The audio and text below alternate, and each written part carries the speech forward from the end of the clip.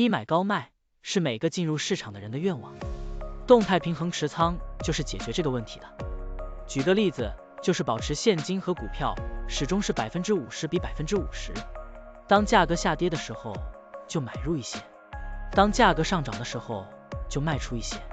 这样做，通过低买高卖维持仓位比例的均衡，即使价格经过一定时间的震荡又回到原位，也可以获得波动的收益。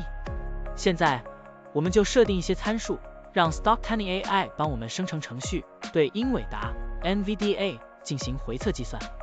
设定参数如下：检查间隔，每周五按照收盘价检查一次；价格梯度，每变化10%就启动买入或者卖出操作；运行时间从2023年1月1日到2024年4月30日；交易手续费设定为0.30%。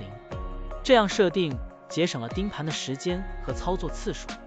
好了，按照上面的设定，程序运行的结果是累计交易19次，期末持仓价值254918.62元，盈利154.92%。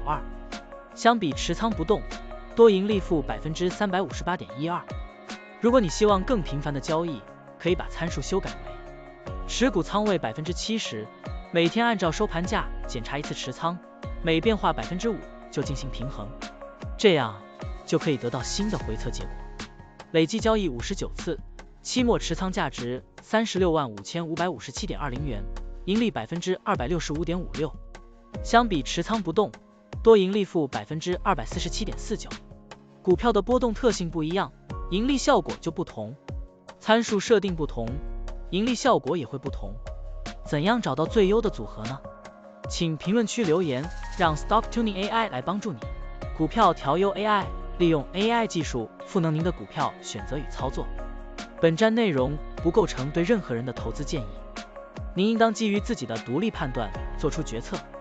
扫描二维码获取文字稿，欢迎点赞、评论、转发。